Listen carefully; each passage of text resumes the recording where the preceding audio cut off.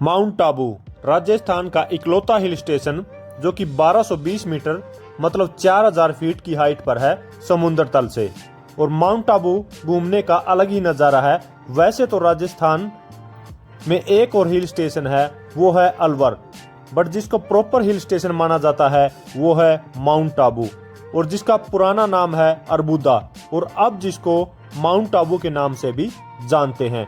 और माउंट आबू बहुत ही पुराने टाइम से एक फेवरेट टूरिस्ट डेस्टिनेशन रही है, बिकॉज पुराने टाइम में राजस्थान में जब राजा महाराजा गर्मी से तंग हो जाते थे तो उनका भी एक इकलौता हिल स्टेशन था गर्मियां बिताने के लिए। और Mount Abu is situated on Aravalli hills.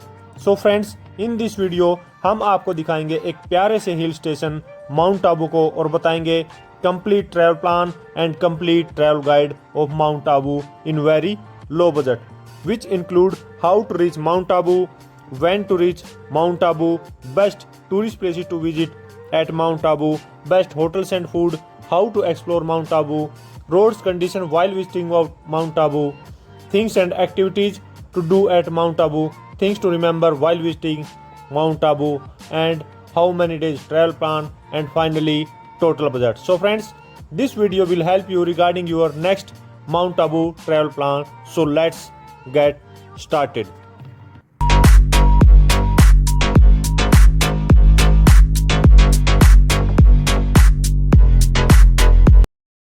So friends, सबसे पहले हम बात कर लेते हैं how to reach Mount Abu. Mount Abu आने के लिए आपके पास 3 ऑप्शंस है, जिसमें सबसे पहले नंबर पे आता है by air, bye rail and by road. सबसे पहले हम बात कर लेते हैं बाय एयर की। अगर आप माउंट आबू बाय एयर आना चाहते हैं तो सबसे नियरेस्ट जो एयरपोर्ट है वो है उदयपुर इंटरनेशनल एयरपोर्ट, जो कि 185 किलोमीटर की दूरी पर है। और यहाँ के लिए आपको हर मेजर सिटी से इजीली फ्लाइट मिल जाएगी। और यहीं उदयपुर एयरपोर्ट से ही आपको माउंट आबू जाने के लिए सेल्फ ड्राइव व्हीकल भी मिल जाएगा, जिसके प्राइस आपको 1000 से 1500 रुपये लगने वाले हैं।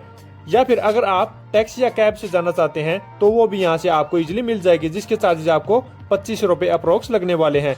या फिर आप यहाँ से बस के थ्रू भी जा सकते हैं, जिसके चार्जेज 200 से 250 रुपये आपके माउंट आबू तक लगने वाले हैं। अगर हम बात करें फ्लाइट टिकट की तो दिल्ली से जो उदयपुर की फ्लाइट टिकट है वो आपको 3000 से 4000 के बीच में इजीली मिल जाएगी। सो फ्रेंड्स, अब हम बात कर लेते हैं बाय ट्रेन की। अगर आप माउंट आबू बाय ट्रेन आना चाहते हैं तो सबसे नज़दीकी जो रेलवे स्टेशन है वो है अबू रोड रेलवे स्टेशन, जो कि 25 किलोमीटर की दूरी पर है। और यहाँ के लिए आपको हर मेजर सिटी जैसे दिल्ली, जयपुर, अहमदाबाद से इजीली रेल टिकट मिल जाएगी। सो फ्रेंड्स, आप अपने नज़दीकी रेलवे स्टेशन से यहाँ के लिए ट्रेन टिकट ले सकते हैं, because it is well connected with all major cities of India. और यहाँ आने के बाद आप माउंट आबू तक जाने के लिए बस से भी जा सकते हैं, जिसका फेयर आपको 50 रुपीज़ लगने वाला है। ऑटो से भी जा सकते हैं, जिसका फेयर आपको 400 से 500 रुपये लगने वाला है। और अगर आप टैक्सी से जाते हैं तो उसका फेयर 600 से 800 रुपये आपको लगने वाला है। और अगर बात करें रेल टिकट की तो दिल्ली से जो माउंट आबू की रेल टिकट है वो आपको इजीली 300 से 500 के बीच में मिल जाएगी। सो फ्रेंड्स, अब हम बात कर लेते हैं बाय रोड की। अगर आप माउंट आबू बाय रोड आना चाहते हैं तो इजीली बाय रोड भी आ सकते हैं, क्योंकि माउंट आबू के जो रोड्स हैं are well connected with all major cities and towns of India through network of national and state highways. इसके अलावा आप खुद की कार से भी आ सकते हैं, या फिर आप गवर्नमेंट या प्राइवेट बस से भी आ सकते हैं, जो आपको इजीली हर मेजर सिटी से मिल जाएगी, जैसे दिल्ली, जयपुर और अहमदाबाद। सो फ्रेंड्स, अब हम बात कर लेते हैं when to reach Mount Abu, या फिर best time to visit at Mount Abu. Mount Abu visit करने का सबसे पीक सीजन है समर सीजन, जो कि मार्च से जून तक रहता है। और इस टाइम आपको टेम्परेचर जो है वो 23 डिग्री से 33 डिग्री मिलने वाला है। Secondly, if you like rainy season then आप मानसून सीजन में भी आ सकते हैं, जो कि जुलाई से सितंबर तक रहता है। और इस टाइम माउंट आबू जो है अपनी ब्यूटी के बिल्कुल पीक पर होता है। और थर्डली, आप नॉर्मल वेदर में अगर आना चाहते हैं तो अक्टूबर से नवंबर भी आ सकते हैं। अदरवाइज अगर आपको कूल वेदर पसंद है तो आप माउंट आबू दिसंबर से फरवरी में भी आ सकते हैं। अब हम बात कर लेते हैं best tourist places to visit at Mount Abu.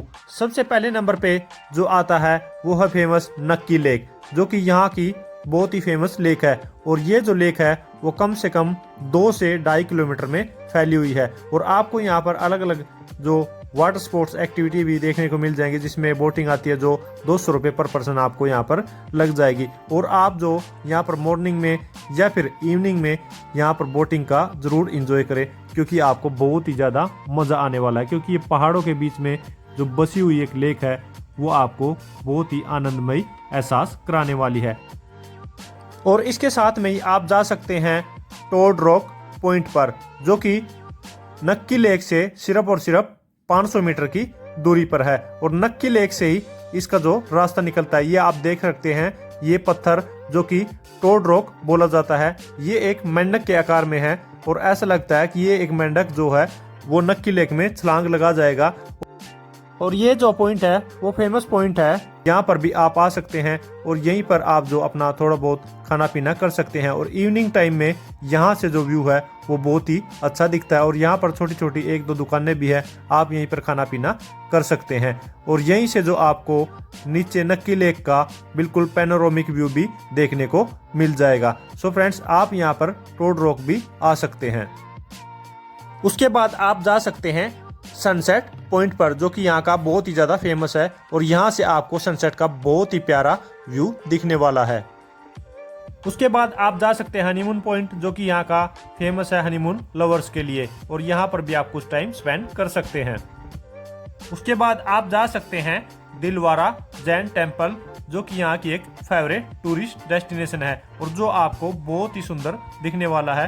और आप यहाँ पर भी कुछ टाइम स्पेंड कर सकते हैं।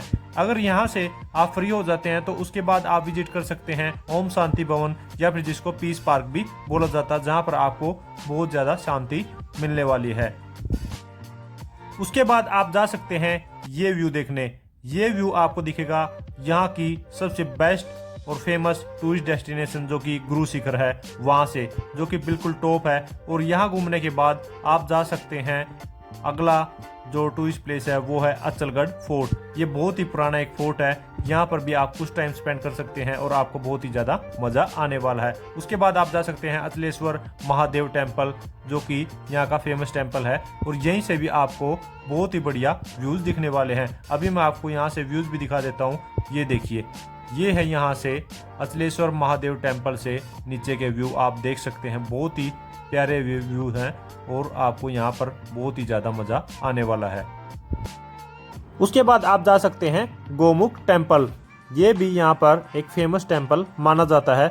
और यहाँ पर आप देख सकते हैं जो गौ माता है उसके मुख से हर टाइम यहाँ पर पानी निकलता रहता है। और ये आज भी रहस्यमय है कि ये पानी जो है वो कहाँ से आता है।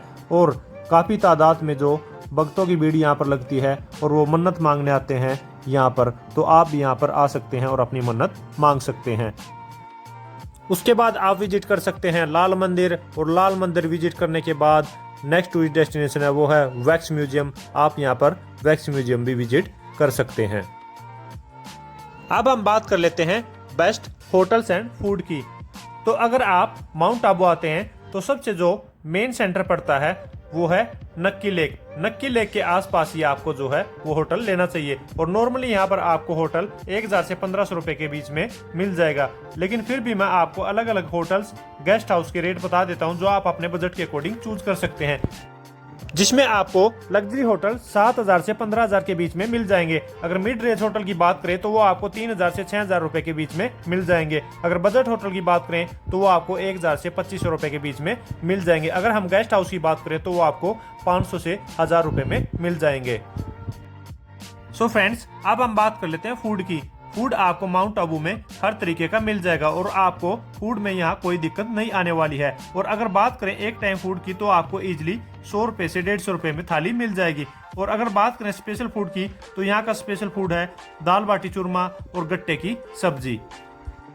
सो फ्रेंड्स, अब हम बात कर लेते हैं how to explore Mount Abu. So friends, ये टोटली आप पर डिपेंड करता है कि आप माउंट आबू कैसे एक्सप्लोर करना चाहते हैं। बट फिर भी मैं आपको सबके प्राइस बता देता हूँ। अगर आप सेल्फ ड्राइविंग कर लेते हैं तो वो आपको 1000 से 2000 रुपये पर डे का लगने वाला है। अगर आप एक्टिवा रेंट पर लेते हैं तो वो आपको 300 से 500 रुपये लगने वाली है, और अगर आप बुल्ट रेंट पर लेते हैं तो वो आपको 700 से 800 रुपये पर डे का पड़ने वाला है। अगर बात करें टैक्सी या कैब की तो आपको 2000 से 3000 रुपये पर डे लग जाएगी, और अगर बात करें पब्लिक ट्रांसपोर्ट की तो वो आपको पर डे का 100 रुपये से 200 रुपये यहाँ पर घूमने में लगने वाला है। अब हम बात कर लेते हैं roads condition in Mount Abu. अगर हम माउंट आबू में रोड्स कंडीशन की बात करें तो माउंट आबू में रोड्स कुछ जगह पर टूटे हुए हैं, बट वो इतने भी ज्यादा नहीं टूटे हुए कि आपको ज्यादा दिक्कत हो, सो आप इजिली यहाँ पर घूम सकते हैं, आपको रोड्स पे कोई भी दिक्कत नहीं आने वाली है। सो फ्रेंड्स, अब हम बात कर लेते हैं things and activities to do at Mount Abu. आप यहाँ पर माउंट आबू में नक्की लेक पर बोटिंग भी कर सकते हैं, और यहाँ पर आप हिल्स में ट्रैकिंग और नेचर वॉक्स भी ले सकते हैं, और इसके अलावा आप लोकल जो हैंडीक्राफ्ट हैं वहां पर भी विजिट कर सकते हैं। अब हम बात कर लेते हैं things to remember while visiting Mount Abu. अगर आप माउंट आबू आते हैं तो सबसे पहले आपको वेदर की जो कंडीशन है वो चेक कर लेनी चाहिए, और इसके अलावा अगर आप यहाँ पर पीक सीजन में आते हैं तो आप यहाँ पर होटल की एडवांस बुकिंग करके आइए। और ये जो माउंट आबू में हिली एरिया है तो यहाँ पर आप जो सफिशिएंट कैश जरूर लेके आएं, ताकि आपको एटीएम की कोई भी दिक्कत ना हो। इसके अलावा आपको यहाँ पर कोई भी दिक्कत नहीं आने वाली है।